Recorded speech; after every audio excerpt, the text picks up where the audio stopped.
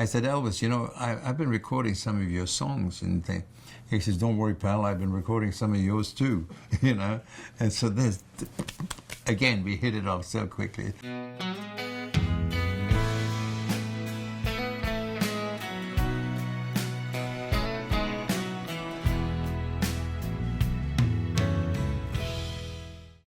You know, and I went to the British Army. I was posted to Germany, and while I was in Germany, I realized that Elvis was there at the same time, and Elvis was the massive star, and I was a nobody, you know.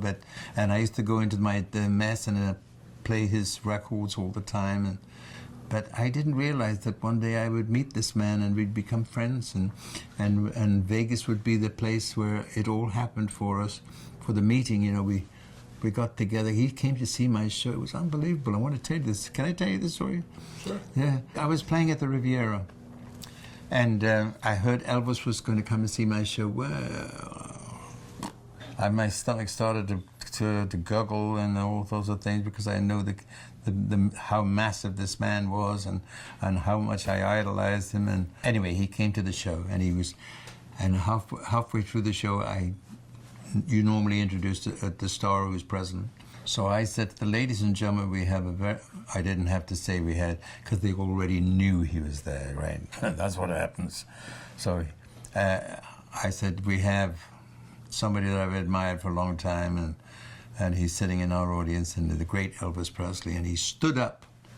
Elvis stood up, and it was a booth. He was sitting in a booth, you know. And he stood on the table, and he was wearing the cape. And he opened the cape like that. And the audience went absolutely berserk, right? It took me 10 minutes to calm the audience down. And I said, whoa, whoa, whoa, Elvis, this is my show. I said, my show, you know. And of course, I couldn't see him, but he said he smiled at that remark, you know. And then he closed his cape and he sat down, and the audience finally became quiet. Then after the show, thank God I did a great show, but after the show he came back and he said, that was a very good show. He liked it. He liked my show. I said, Elvis, you know, I've been recording some of your songs. And he says, don't worry, pal, I've been recording some of yours too, you know. And so there's, again, we hit it off so quickly. He was just a great person. And the mere fact that a man at that stature, when he came backstage, and normally, you know, when you don't know each other, you shake each other's hand, but he embraced me, and it just, you know, it was the icing on the cake for me. Just unbelievable. Did you ever run into him on other occasions also? No, only when we were in Vegas. Only in Vegas? Yeah, only in Vegas. I never even went to his home in Memphis. I never went to his home until later on. I went and I saw it, you know, like everybody else does, but I got that special treatment because of me. And so I was able to see everything, and I have so much respect and admiration for that great gentleman who was too soon to leave this world.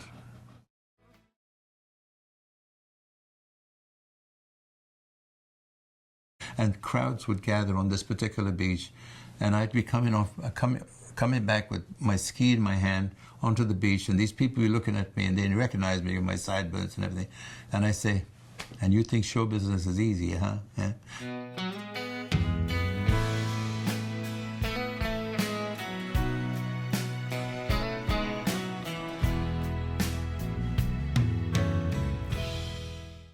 Talking about going on holiday, we call it holiday in England, you know, but you people in America call it vacation. Well, we have to say what you say, okay? So on our vacations, which was about 6 weeks when the kids had their time off from school, we'd all go to Barbados, or to Acapulco, and when the kids were young, they learned how to ski in Barbados because it was a very safe area to take the children, because the entire beach was covered by a coral reef and no sharks could get in. Well, that's what they told me. And so therefore I allowed my children to go in the ocean, you know, and learn how to ski over there. And they all became very proficient in water skiing, you know, and all of one ski, you know, and beach starts and all that business like I did. I became very good at that. And I can ski on one ski. And one day I was in Barbados, and I was on a boat called the Jolly Roger, where everybody's, they have drinking on the Jolly Roger. I was a bit bored on there, so I said to the captain of the ship, I said, if you have a phone that you can call land, I would like to get my ski instructor to come out and take me off this boat and take me back to shore. My ski instructor's name was Andre. I remember that so clearly. So we called Andre, and Andre brought his boat out all the way out to the Jolly Roger, which is about 2.5 miles out on the ocean. And he picked me up. I can remember this as plain as anything. There was a girl on board who wanted to go back to the shore. She said, can I get a lift back in your boat? I said, of course you can. Yes, certainly. I said, I'm going to ski back. I said, is that all right with you? She said, oh, that's right. She said, do you slalom ski? I said, no, I ski. I said, oh. I could see her face go like that. So I said, tell you what, you ski back, I'll sit in the boat, and we'll go back to shore. So she skied back. She was good, pretty good on skis. She was showing off a little bit, So when we got to the beach, I said to Andre, Andre, I can talk to you. She got off the boat. She's gone. I said, I want you to be here at 7 o'clock tomorrow morning. Take me out, teach me how to slalom ski. Beach starts. I want to learn this in 1 week. He says, you're going to have to work hard. I said, well, I'll work hard. So every morning, 7 o'clock for 4 hours, we went down and we were skiing, learning how to ski and on one ski. And then finally I learned how to do a beach start, you see. But I was doing this on another beach, not where this woman that insulted me on the boat was sitting every day on Settlers Beach. It was on Settlers Beach. So I went to another beach and I started doing all my practice. When I was learning how to do beach starts, I must have fallen 40, 50 times, and crowds would gather on this particular beach, and I'd be coming back with my ski in my hand onto the beach, and these people were looking at me, and they recognized me with my sideburns and everything, and I say, and you think show business is easy, huh? Yeah. So anyway, they got a laugh out of that. Finally, I became very proficient in beach starts. So I decided to do it one day when this girl that insulted me was on the beach. So she was sitting on the beach there, and I came out dressed in white pants, a white t-shirt, white shirt, a white cap, sunglasses, white slippers. I still have those slippers today, I all rehearsed with Andre. This was all rehearsed. I said, I'd ask you for the rope. You throw me the rope, and I'll do that. And I'll say, okay, hit it. And then you'll go out, you'll take me around, and then you'll bring me back, and I'll do a beach exit. You come onto the beach and step out of your ski. I knew how to do all that. And she was right there, right? So I came out in the white outfit, rolled up my pants, slipped my shoes up next to her, my slippers right next to her. Andre, I said, can I have the rope, please? And he threw me the rope. 3 coils, right? Stepped in my skin. Hit it. I got in there, and I'm up, and I'm on the water, and now I'm yodeling as I'm going across.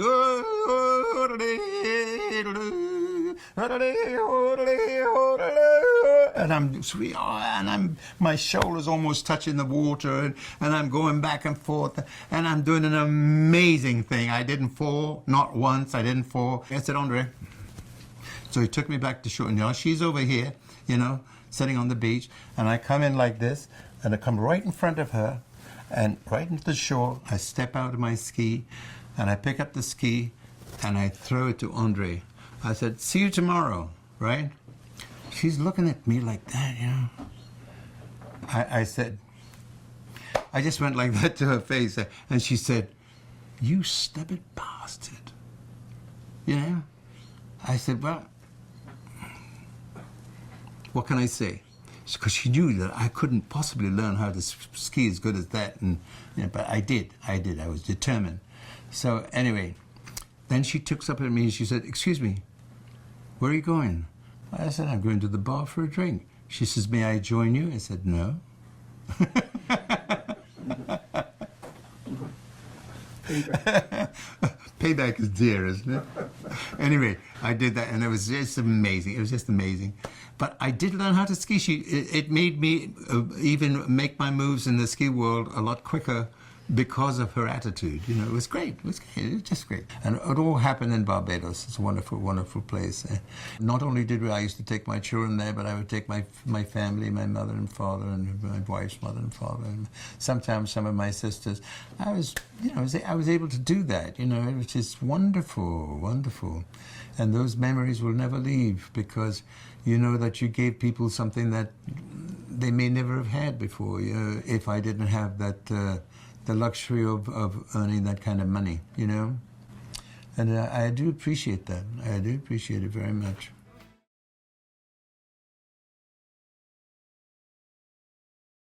My dog would creep into his garden, go to his front door and steal the food that was left on the doorstep, you know, and bring it to our house, you know. Of course, John Lennon found out it was my dog, and he said, "Tell Humperdinck to keep that bloody dog away from my house," he said.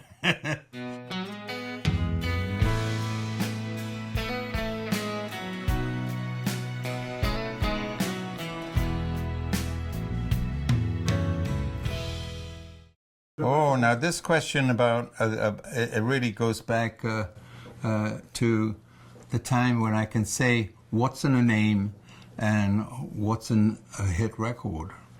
And I'd say, this is what happened. I made Release Me. It made me move from one place to another. We used to live in a flat in Hammersmith, you know, and there was a beautiful flat, and a couple of my kids were born there, and it was a very comfortable and a loving place to come from. And all of a sudden we moved into an affluent area. You know, we went into a place called in St. George's Hills, which, of course, you know, all the so to speak, elites stay over there, you know. And we moved to this area, and little did we know at that particular time that in that area, which was like in about a mile or something, we lived on a golf course, and lived the Beatles, all the Beatles. The Beatles, Tom Jones, Gordon Mills, my manager, and myself. I lived on the fourth hole. I was a golfer, so it was very handy. So we all moved into this particular area, and we didn't know that, you know, the Beatles were there. It was just an incredible place to be associated with, you know, with the almighty Beatles.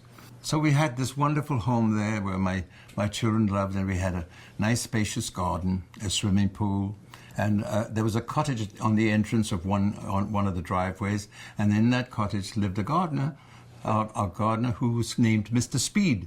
Mr. Speed was a very, very good gardener because he kept everything in order, and the garden always looked nice, because at this particular time the press were in and out and in and out, you know, and so therefore we had to have a place of some stature, you know, and Mr. Speed also used to keep my cars very clean, so I was very happy about that. But talking about cars, at that particular time I just got a Rolls for the very first time. Of course, all the Beatles had Rollses and more different cars, you know. But and we lived on Cavendish Road, and they used to have to pass this road to get to the main road. You see, so all the Beatles would come down this in their cars, but all their cars had black windows in it, you know, darkened windows. And I thought, God, I'm going to have to do that, you know. I'm going to steal that idea, because you couldn't see who was inside the car. So I stole the idea, and if you're going to steal from the best. So I stole that idea, and I had my cars, I had dark windows in my car. I felt pretty damn good after that, you know. Now, in this beautiful house where my children were growing up, we had a dog named Cheb. Cheb was a wonderful, wonderful animal, and we loved him. It was our very first dog, and we got him from Yarmouth. You know, it was and I'll tell you that story maybe another time.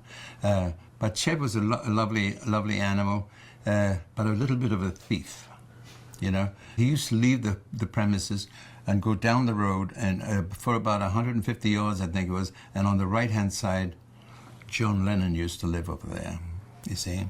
My dog would creep into his garden, go to his front door and steal the food that was left on the doorstep, you know, and bring it to our house, you know. Of course, John Lennon found out it was my dog, and he said, "Tell her Humperdinck to keep that bloody dog away from my house," he said. He never stayed away, but he always did. Chevy always went back and stole something and brought it from his house. I guess he got used to the idea, and he had the groceries put somewhere else. But in the meantime, you know, Chev did steal it from one of the greatest performers and writers and singers the world has ever known. And oh, by the way, if I didn't mention this before, another big celebrity lives in that area, and it was Cliff Richard. Cliff Richard, I think, has had more #1s than you can shake a leg at. You know, he's one of the biggest record sellers that Great Britain has ever known, and he's now a knight, you know, which is well deserved. As a matter of fact, he did a duet with me on my duet album, which I really appreciated, and he did a great job. And I thank you, Cliff, for that. You know, and I'll come back to the swimming pool in a minute. But I want to tell you, Cliff was part of that the early years in my life when I was using the other name, and I was on a show that he was constantly called Oh Boy. We'll come back to that another time. But talking about my swimming pool.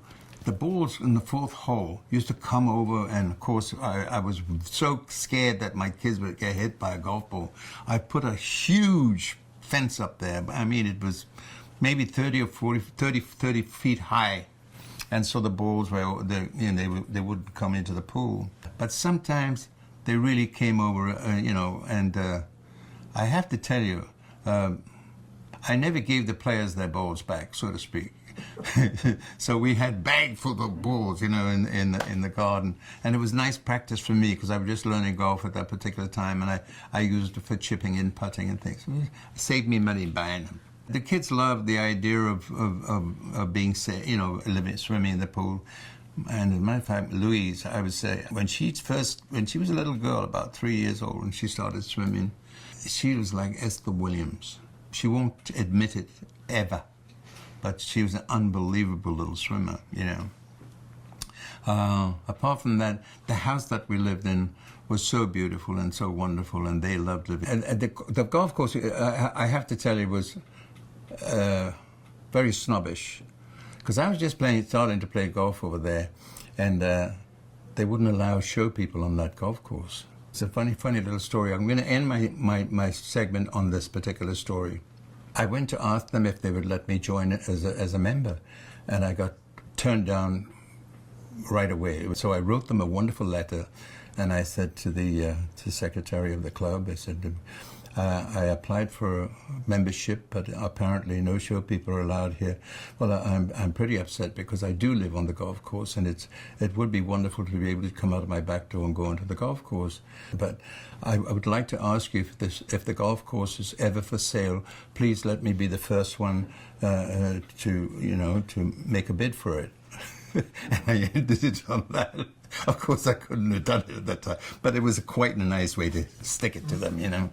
And that's my story.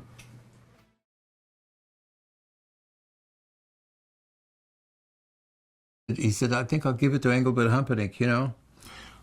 Why, Elton? Why didn't you give it to me then, you know?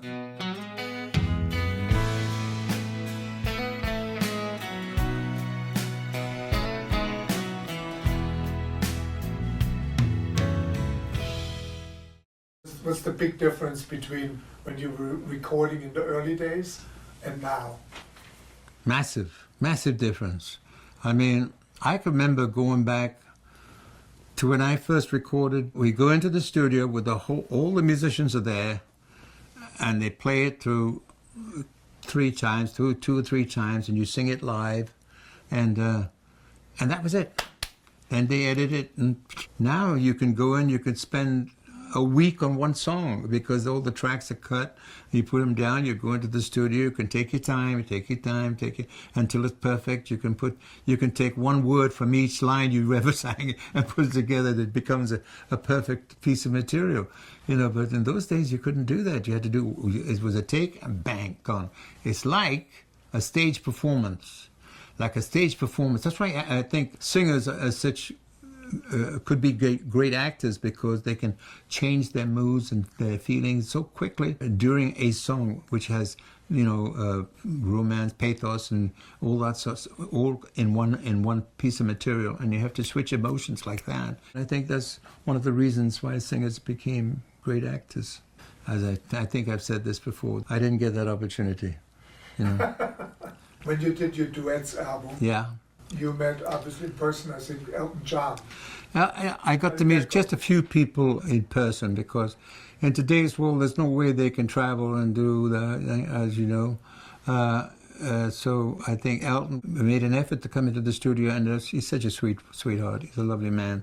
And I felt very comfortable with him. We never worked for about a couple of hours. We sat and talked, before anything ever transpired as far as the song was concerned. Just sat down and talked. And it was just it was nice because we reminisced and went on back to, days gone by. And it was nice to do that. And then we had Gene Simmons. He was the other one in the studio with me. You can't beat this guy. He's so cool, He's big, and it made me feel very comfortable. I loved him. He's a great guy. As a matter of fact, Elton, I was just watching one of his shows that he did, a talk show, and he mentioned the fact that "Don't Let the Sun Go Down on Me" was a song he'd written, and he didn't like it. He said, "I think I'll give it to Engelbert Humperdinck," Why, Elton? Why didn't you give it to me then? Because I love the song. And, I think maybe I'll record it one day. Yeah, it's a lovely song, and I wish you'd have given it to me because I need in my repertoire. I need a song of that caliber too. It's got good meat. It's a long song, but it has a lot of goodness in it, and it's worth listening to all the way through.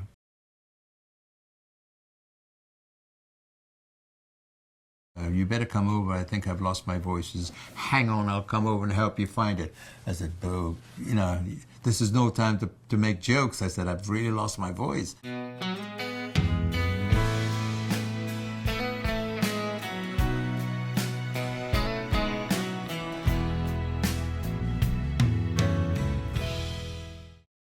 There's a story about the Carpenters which I'd love to share with you, because the Carpenters, when they first began, they needed somebody to take them out on the road, and they were like the first half of the show, and I would close the show, And the Carpenters were with me for the first time in Toronto. We were playing the Maple Leaf Gardens 20,000-seater, And I arrived in Toronto, and I did my rehearsal, and I went to the hotel, and I thought I better get some rest before the show because there's a lot of people going to be there tonight. So I go to bed for the afternoon for a little siesta.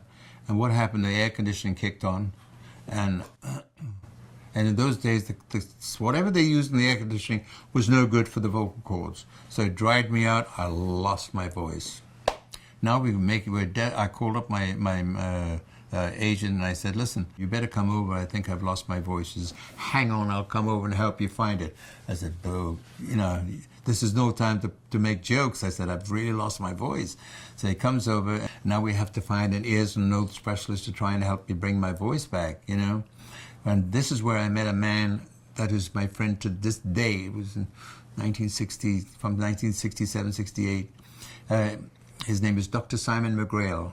And he had this medication. He was an ears, nose, and throat specialist, and he also used to do operations for voice boxes and things. So he's a very accomplished, very good doctor, He came up with this mixture, and he started spraying my throat. Well, the Carpenters went on for their set, and they did half an hour. And they did fantastic. The audience went berserk, So then the comedian went on, and he did half an hour. Now, I hadn't got my voice back.